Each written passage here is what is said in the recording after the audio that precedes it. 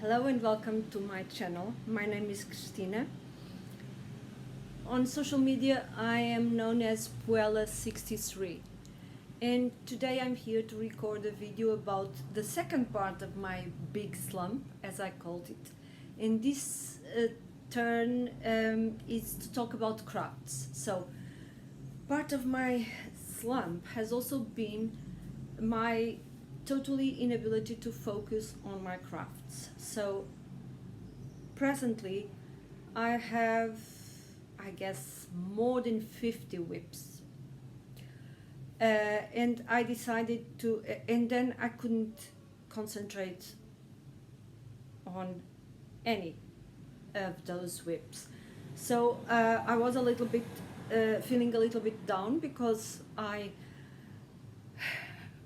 need to be doing something. So it was, there was a point where I, for example, if I had a meeting or something, I took something and I just knitted on that something. And then when I arrived home, I unraveled because it was nothing and it wasn't working. But I just I have to be moving my hands. So recently something happened, and I think it's kind of a bug or something like that, that beat me seriously, and it has in a way helped me now begin to overcome this slump. Okay, so I'll explain in a minute what that was, but what I decided to do, and I am going to do, is get rid of all my whips. Even if there are projects that I want to do, I will unravel them and then I'll start over when time comes. Because I think that at this moment I feel overwhelmed with everything I've got, and I'm unable to finish something because I don't know where to start. And so I'm going to do that. I will keep some which are something that is advanced, and it's something that I really want to finish, but it's going to be very few. In later videos I will talk about that process and what I decided to keep, but for now, as I said in the previous video, I'm slowly trying to overcome this slump, with the help of Miss Jane, that you can see there, which I showed you last time.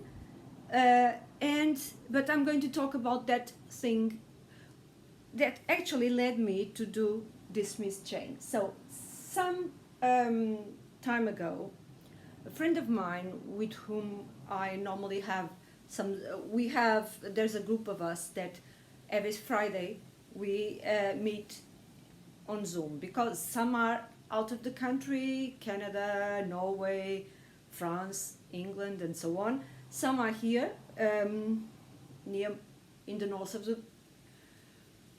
the country, or in the south. I'm in the middle, more or less. So, but we normally meet every Friday. And one of these friends was making some very cute little angels that she was going to gift to all the people that were invited to her child's baptism. So and they were amazing, and we always commented on how brave she was, because she was doing 40 little angels, okay, like this. And so we were always all very interested in what she was doing, and she was doing it in crochet, which is something that I like to do when it's blankets, and pretty much that's it. Many years ago, when my son was 2 years old or something, I did crochet him some at least one little toy from a book I had. It was an amigurumi book in crochet, and but I haven't got the book anymore, and that's all it was. But so because of that, and talking with her, we asked her for some lessons on crocheting, because there are some tricks. It's not the usual crochet, okay? And so we arranged for another Zoom meeting where we learn to do this. So this is supposed to be a tangerine, and that's how I did it. I did learn to do the what's called the, so in American terms it's double crochet, X double crochet, because the normal one is a V. For amigurumi it's better to do an X because it's more compact and so it doesn't show the stuffing. And I also learned to do invisible decreases, okay? Because I had tried to do some toys more recently and I always gave up because I could see the places where I decreased. So this is the result of that lesson. And then this group of what I call the amigurumi gang, because we were a small group, not that group that when on Fridays sometimes were a lot, but this group was a smallish one, and they surprised me with a packet. And that packet brought some yarn.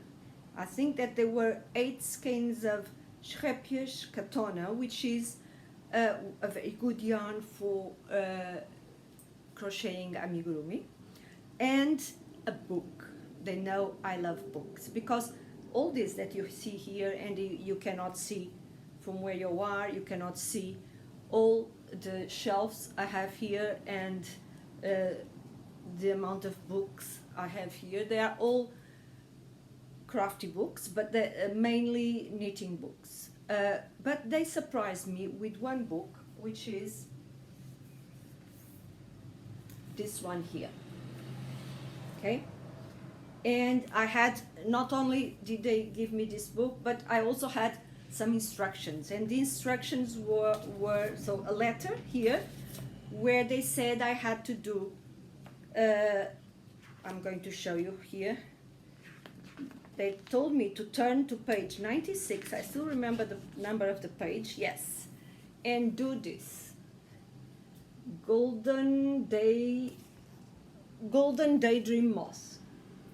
They also gave me some lavender, dried leaves of lavender to put inside, because this was supposed to be an anti-moth moss, okay?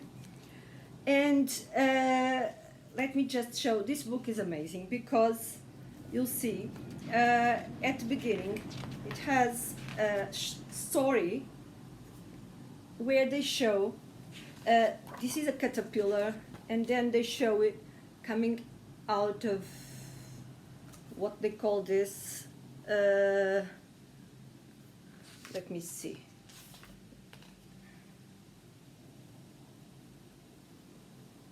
well, they don't call it anything, but it's not a cocoon, because then they do it, but can you see all those, and our caterpillar came out,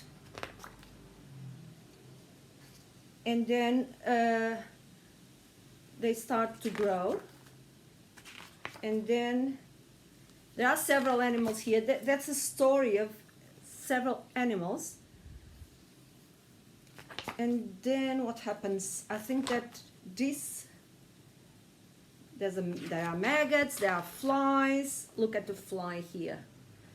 And then what happens is that I think that our caterpillar, it's a long story, as you can see, yes. Our caterpillar goes inside of a cocoon, and yes, she's starting to go inside of a cocoon, and then she will eventually come out as a butterfly. And the story is more complex because there are several types of animals. But there's also some, you can see here in the cover, several types of animals. I saw this little one it's an Aphidius, they say, and I decided to practice with the yarn they gave me, and I did one, a little bit wonky, but I did it. I made this one with the yarn they gave me, as you can see. And then I did my homework, and I I made the moth. And as you can see, she grows up as the others. So she starts at a larva. So can you see? She starts at a bald larva. And then she eventually grows. Let me see where her eyes are. Oops, sorry. Her antennae are all wonky, but that's okay. And then she grows some wings. I put some of the lavender inside. Not much, because then it gets a little bit annoying, the strong smell. But I did put some inside, and here it is, my complete moth. Okay? Yes, it still smells like a little bit. Okay, my moth anti-moth. Let me see, I don't know about her wings. Yes, that's, oops, it's a little bit floppy, this wing. Okay, and that was my adventure in the world of amigurumi. Then now that I was a little bit enthusiastic about this, I decided to pick up some of my old books, and one of the books I had here at home was this one here.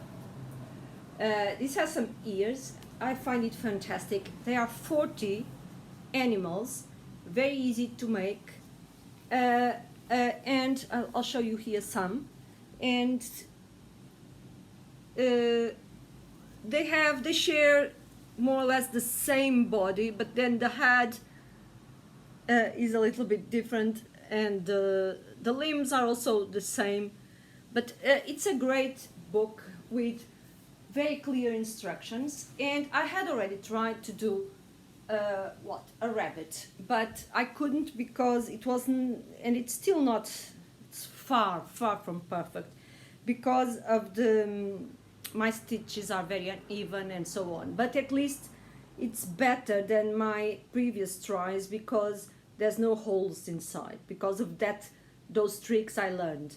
I am a mess with thread and needle, because I have to sew the pieces, and they are always very bad the way I sew. And also I have to embroider the eyes and the nose, and it's not very good. But here it is, and it's very funny, because the designer gives these animals a belly that helps them sit straight, so they do sit without falling. Also, I think that the tails also help them. Okay, so this is Emma the bunny, and I made it. Let me see if he doesn't fall.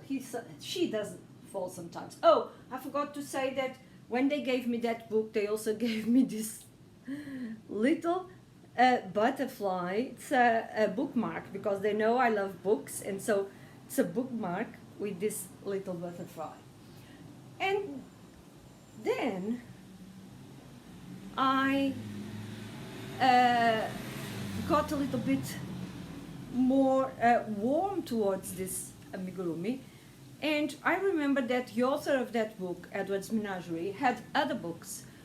Some I already had, some I hadn't, and I ordered some of those books. And one of those books that I ordered was this one here. And the idea behind this one is that they are more or less the same animals you have there.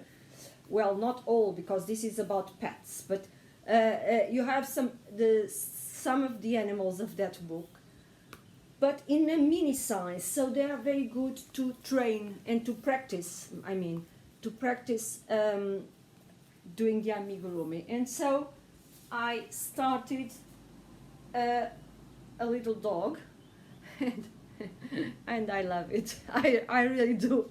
I think that when when I was making the hat, I, I, I couldn't understand quite well the shape, but then I understood it because I thought that the head was going upwards and I was thinking it was strange, but no, it's perpendicular to the body, so it does give a very good expression to the dog.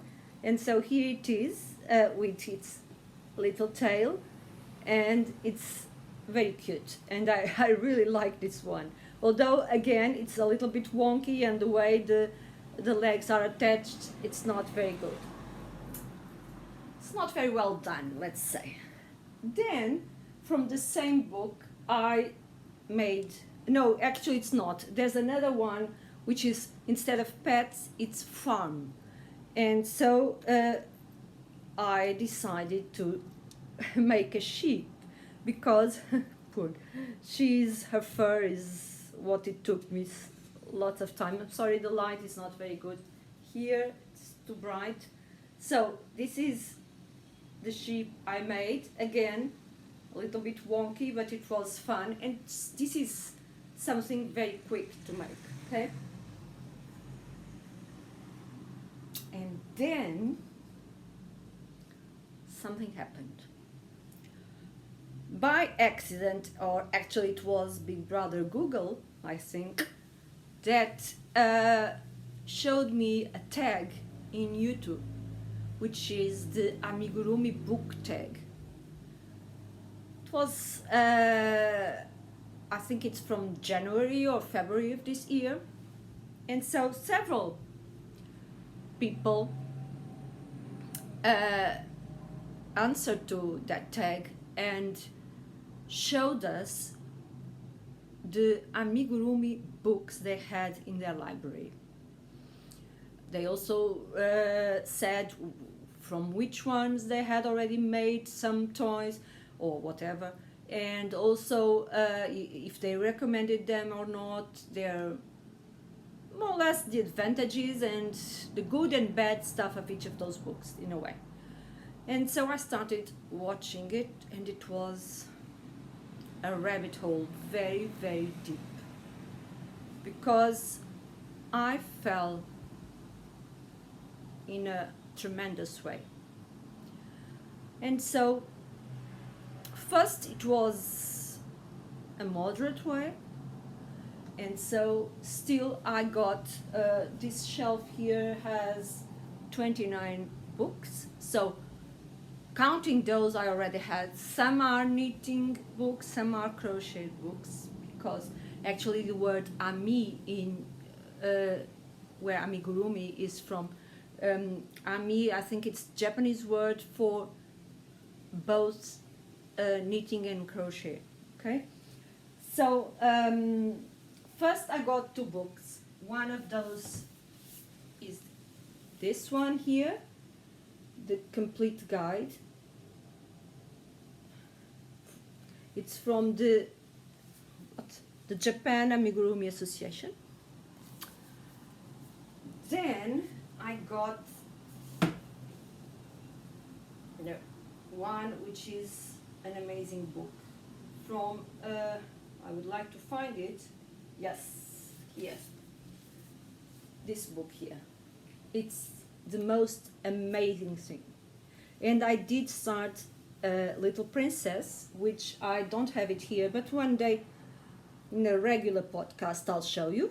So I started one, it's a bit different from this one, but following this pattern. But this book has 36 amazing patterns. Okay, here it is, the book. There are all kinds of characters, from people in court, then in the market, and so on. It's amazing, amazing book. Okay, and this book is from Meteor Books, which is, I think, in Belgium, and they they have a site which is amigurumi.com, which is totally dangerous site because it has several amazing books. After these two, I also received the book I think I showed you last time, yes, which is From Where Jane Austen Came. So let me show you here. This book here has what the author, Carla Mitrani, it's an Argentinian author, and she has now 3 books. 2 of them are of what she calls iconic women. So, and you have several characters like the Queen Elizabeth II, Cleopatra, Emmeline Pankhurst, Audrey Hepburn, Greta Thunberg, Malala, Rosa Parks, and Jane Wood, what's her name? Goodall, and so on and so forth. And Amelia, this is a singer, Billie Holiday, etc. And of course Jane Austen, which I showed you the other day, and Miss Jane Austen is here. The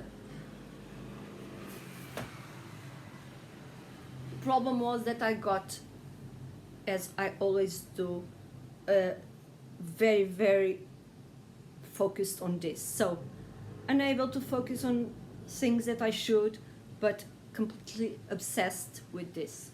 And so I ordered several books, and as I said, I have for now 29 books. The problem is that there are, I think, 31 on the way to me. So this is quite serious. It's a sickness now.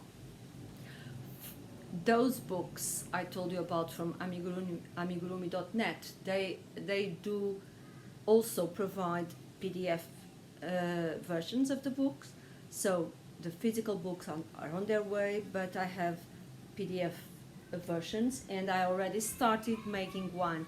My son has a little sister from her father's side, so his father's side, which she's 5, just turned 5, and she loves dinosaurs. So I am currently making her a stegosaurus. Sorry, I'm still making it. So here's how he's looking for now. He still has some 4 of these, they call it plates here, 2 here and 2 here, smallish ones. He'll have some things here. He has I already have the legs, but I haven't attached them. And that's a stegosaurus from a book which is absolutely lovely. When it arrives, I'll show you, which is Dinosaurs, Mammoth, and Prehistoric whatever. But they are all animals and also people. There's a cave boy and the cave girl. She reminds me of the Flintstones when that I used to watch when I was a kid.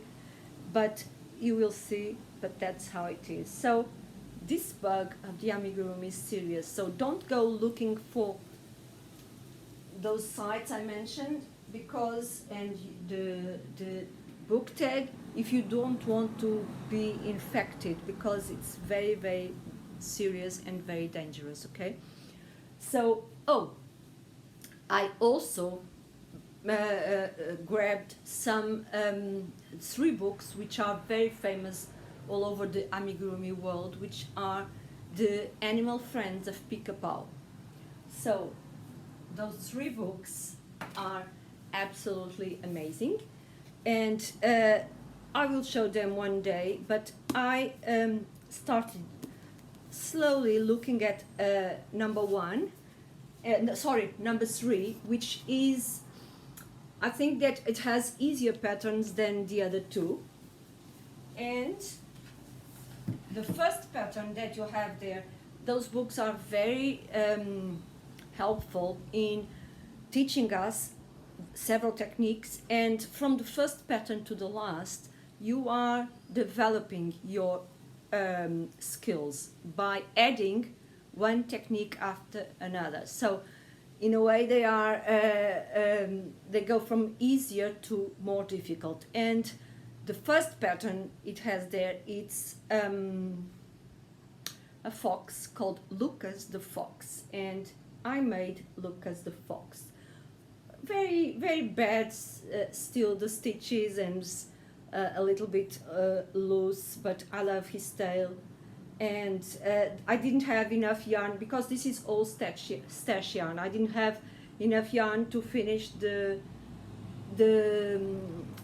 ears. They were quite longer in the pattern, but here it is, Lucas the Fox. Still not very well done, but I love him. And the second pattern, oops, I am trying to put him standing because the tail helps him to stand. The second pattern in that book is Gilbert the Rabbit, and here it is with some clothes on, and this was supposed to be a pom-pom. It looks like a mop because I cannot make pom-poms as they should be. They tell us to trim them, and when I start trimming, the pom-pom disappears, because I trim and then trim and trim and trim and trim, and it disappears. So after several tries and wasted yarn, I decided to go with this mop. And so this is Gilbert the Rabbit. A little bit, the stitches are better than the fox, so I think I'm getting a little bit better at doing them. I hope that that Stegosaurus turns out okay. Again, what's more difficult for me now is the sewing part, because I'm not very good at sewing at all, not at all. So, but the more lovely toys or animals, humans, whatever we do, they have several parts which are sewn, and so I have to learn, have to practice, I guess. And so that's the story of how I'm doing now. I hope that after my reorganization of the whips, I can come back and do regular podcasts about my crafting in parallel with the podcasts about my reading. Again, I hope to, I'm still reading those two. One is reading, the other is listening to, until the end of June, which is the Introduction to Christianity and Mystery, with Eve Dallas is the main character. It's the in-depth series, and now I don't remember the title, but I think I mentioned last time. So that's how things are. Hope to see you soon. Oh, before I go, I just want to say how sorry I am and how sad I am by the death of Janelle from Too Fond of Books. I used to love her book recommendations, especially during March Mystery Madness and Cloak and Dagger December. She was great. She did amazing work in researching and building lists of books. She was very enthusiastic. I interacted with her 2 or 3 times, but I was quite shocked. Actually, yesterday I saw on Instagram that she had passed, and then I saw the video her husband posted, and I felt really, really sad. I even told my son, he noticed that I was sad, and I know that's part of life, but I'm very sorry for that, and I just wanted to say that here. So I hope my mojo, crafting mojo, book mojo comes back totally, and I hope to see you not. So I hope to see you soon. I mean, bye bye.